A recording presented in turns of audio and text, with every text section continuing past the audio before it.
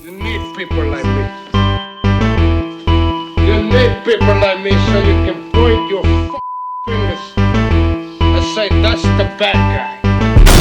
That's the bad guy. That's the bad guy. That's the bad guy. That's the bad guy.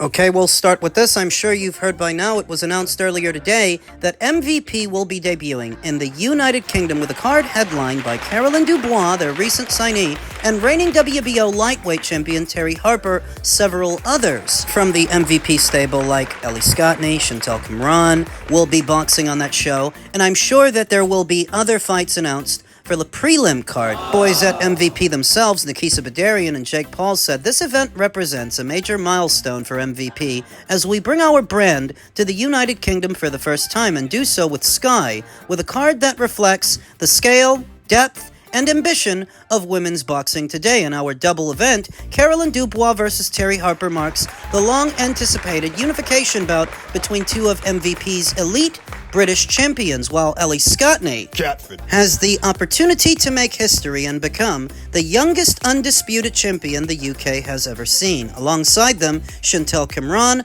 fights to become a two-weight world champion, and Emma Doolin gets her first world title shot. MVP is the global home of women's boxing. Jonathan Licht of Skysports, speaking on partnering up with MVP, said women's boxing will return to Skysports this April in what promises to be an action-packed night at Olympia. British rivals Caroline Dubois and Terry Harper will go head-to-head for the unified world title, and Ellie Scottney will take on Mayeli Flores as she bids to make history as the youngest UK boxer to ever become an undisputed champion. Partnering with MVP, the global leader in women's boxing, on this event reflects our shared commitment to supporting and elevating women's sport. And as the UK's largest investor in and broadcaster of women's sport, we can't wait to be at the heart of the action for our viewers. You will remember that when Matchroom decided to pick up amateur standout Olympic gold medalist Katie Taylor and started doing her fights, they were with Sky Sports at the time. So the big women's boxing boom actually started on that platform, and that platform's commitment to elevating women's boxing has continued. Beyond their Matchroom deal that subsequently ended, they continued with Boxer, who also did a whole heap of women's boxing matches, though of course that begs a question. If Sky Sports wanted to stay in boxing, then why didn't they just renew Ben Shalom's deal? Caroline Dubois was signed to him at the time. If what they wanted to do was stay in the sport, why did they let them leave, and why did they now partner up with MVP? The burden's not the same. It's likely more cost feasible to partner up with MVP instead of Boxer, because MVP isn't going to do all their shows in the UK like Boxer was doing. It doesn't cost Sky Sports as much to partner up with MVP as it was costing them to partner up with Boxer, who primarily operated out of that region. This is cheaper, simultaneously more flexible, still allowing them the wiggle room to pick up other fights involving other fighters that may not be with MVP at their own discretion. They're not exclusive to one promoter like they were with Boxer and Matchroom before them. This would allow them to evaluate the value of a fight at their own discretion and decide whether or not they want to make a play for it. So for Sky, it's a square deal. For MVP, it's groundbreaking that they now get to operate in a new region. All of MVP's shows have been in the United States. Now, they get to do shows in the United Kingdom, but not only that, they can pick up more UK fighters based on the Sky Sports deal, female fighters and male fighters. They may be new to the region, they may not know where to look, but theoretically, a Shane McGuigan, for example, who trains two of their fighters in Ellie Scottney and Caroline Dubois, somebody like him can point them in the right direction, perhaps present them with one or some male fighters to strengthen their stable overall. They've cornered the market on women's boxing, but it can't hurt to sign one or some capable male fighters from the region as well. So this is beneficial for both. Sky would have went into business with MVP for a multitude of reasons, one of which MVP has shown greater ability than Boxer to do big shows, really big shows that get the world's attention on multiple platforms, not just the Zone, but also Netflix. In layman's terms, the people at Sky think Nakisa and Jake are doing a better job with their promotion than Ben Shalom was doing with his. Now, we're going to get into the individual fights on the card and break them down as the fight date approaches, but this is good. This is very good news. My initial reaction? The guys over at MVP know what they're doing, and they have the ingredients to become a major player in the sport. Elsewhere in the world of boxing, a very strange announcement that broke yesterday. Floyd Mayweather shock fight with 18-time kickboxing champion announced as Mike Tyson clash is now in jeopardy. Didn't I tell you? I'd be surprised if that Mike Tyson fight actually happens. Kickboxing icon Mike Zambidis has posted an announcement claiming he's set to fight Floyd Mayweather this year. Mayweather had previously announced that he was set to fight heavyweight icon Mike Tyson in a blockbuster exhibition this year. Now, I found it suspicious that Floyd went as far as announcing the Mike Tyson fight with neither a date, a location, or a broadcaster. That's weird. Things initially went quiet over when the shock bout could land, but the 59-year-old Tyson suggested the bout was still set to take place in March in Africa, but further formal announcements have yet to follow, and there is a real lack of promotion for the event, with a month to go until the potential showdown. Now, further jeopardy has been cast on the bout if the social media activity of the 18-time kickboxing king Zambidis is anything to go by. More information should have come out by now for a fight that's supposed to go down in March. It's the moral of that story. The Greek K1 veteran posted a fight poster of himself and boxing legend Floyd Mayweather having teased an announcement hours before.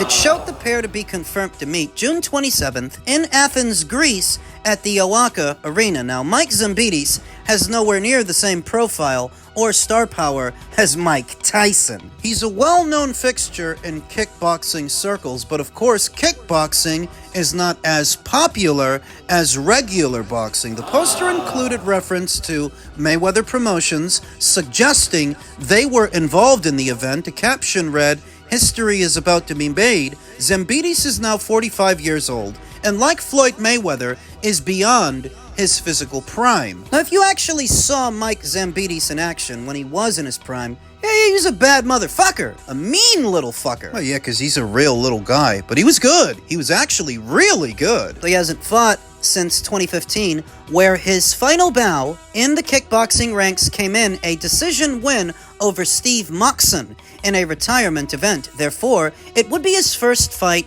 in 11 years, and could well be in the professional boxing ranks under traditional boxing rules. Of course, Floyd Mayweather would never sign on to a kickboxing match. So if he's really going to fight Mike Zambidis over the summer months, it's going to be under traditional Marcus of Queensberry rules. But who else could Floyd Mayweather be fighting this year?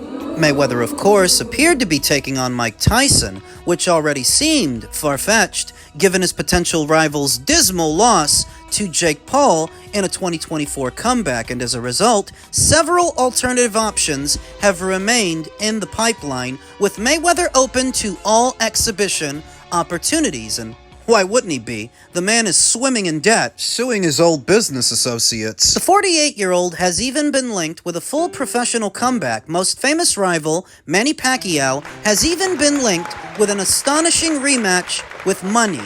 It was even reported that the pair were in talks over a blockbuster sequel, but for now, it appears Mayweather will travel to southeastern Europe for the first time in his career for yet another exhibition. I've been saying it here on the channel for some time now, what feels like 4, maybe 5 years, maybe longer, as long as it's taken Floyd Mayweather to start scheduling exhibition matches at a greater rate than some active boxers fight. This guy is strapped for cash. These are supposed to be your retirement years, but you haven't really retired. Not at the rate that he's been fighting. The only thing that really changed is you went from selling pro boxing matches to selling exhibition matches, but you're still selling matches. You didn't retire because you can't. You're still fighting. You're fighting the IRS. You're fighting all those people you owe money. Now you're fighting Mike Zambidis. What happened to Mike Tyson? I told you when they first made that announcement, it struck me as odd that they would make an official announcement for a fight with no set location and no broadcaster. These are the things you're supposed to have ironed out at the time that you make an official announcement. Whereas with this, they didn't do that. Once you make it official, you ramp up promotion, you schedule press conferences, none of which have happened in reference to this fight, likely because they wanted to put it out there before the fight was actually made, make a big spectacle so they could start shopping the fight around to a broadcaster, because at the time, they didn't have one. And they still don't. They were probably hoping that Netflix, who had already done the Mike Tyson versus Jake Paul fight, might pick up the Mike Tyson versus Mayweather fight, but no dice, I guess. They made this announcement in September of last year. It's been that long. September, October, November, December, now the middle of January. The only thing you've heard about Floyd is that he's now suing his former business associates and he's boxing Mike Zambidis, not Mike Tyson. Because who really wants to see him box Mike Tyson? Of course. If Netflix decided to pick it up and they did it, yeah, people would watch it just because it's on. But they're not asking for it. There's no grassroots demand for it. Netflix can pick up any number of novelty fights and get a lot of people to watch them just because of the size of their platform, but ultimately, the ball is in their court, not Floyd's, and not Mike's. Underneath it all, I think they made that faux official announcement because they were hoping they could then shop the fight around to a Netflix and maybe they'd pick it up, and I guess they didn't. So now this is in the air, and I guess the Zambidis fight is on, which I don't think is going to pay Floyd all that much. I mean, Mike Zambidis is known in kickboxing circles. He's a well-known guy when it comes to kickboxing, but kickboxing isn't as popular as regular boxing, and they're doing it in Greece. What does that pay out in Greece? How much could Floyd really be making for this? What are we talking about? Just under 10 million? Just over? I don't imagine it's very much. I don't give a about that. I'm not a Fury I don't fan. give a about it. I wanted to move you on to Tyson Fury. I don't want to talk about him. No, you're going to. We're here about this. No, but you're going to. We're not going to talk about him but at all. But as part we're of not going to talk about him at all. Understand that? No, fair enough. All right, then. So let's move on. It's all about David Chisora, and that's it. I understand that.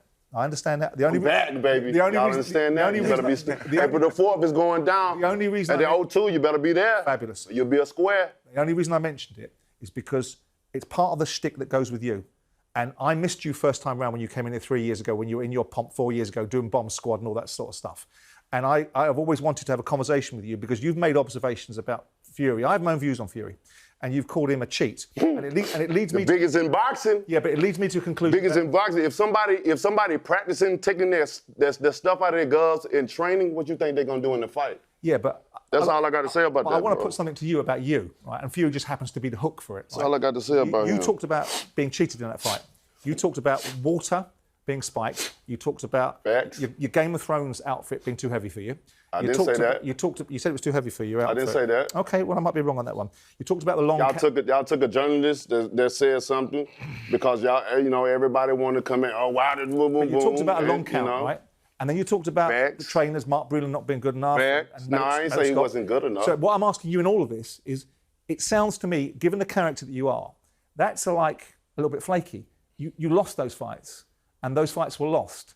And you saying that someone like Fury cheated you in those fights, I think is kind of disappointing to me You can say about what you because want. I know the truth. I have the facts. Okay. Understand that. Because when the documentary and everything, the story come out, I'm going to show every thing. Fantastic. I'm going to get all the people that know. You think and I'm a all the Fury people fan? that's in the inside. He got people that the inside of him. That can know. I don't give a about that. I'm not a Fury fan. I don't give a about it. I said we didn't want to bring him up in the first place. It ain't got to do with him. Fair enough.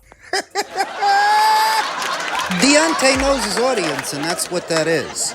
He wasn't comfortable recapping things that he said in the past with Simon Jordan, but he's been comfortable talking about it on other platforms over the years. He was comfortable talking about it in front of Derek Chisora earlier this week. So why should talking about it on TalkSport with Simon Jordan make him uncomfortable? And it's because Deontay knows his audience. He knows who to run that game on. He knows who's going to eat that bullshit up and who's not. He knows that Simon Jordan is going to ask him follow-up questions. He knows that Simon Jordan isn't going to believe it just because he says it, like some members of the media that have to suck up to him just to get access to him, not Simon. Deontay Wilder went as far as saying that he never claimed his costume was too heavy, which is all bullshit. That's what he told Kevin Iole of Yahoo Sports immediately after the fight. Kevin Iole's got no reason to be making up stories or making up quotes for Deontay Wilder. That's what he said himself, and I remember at the time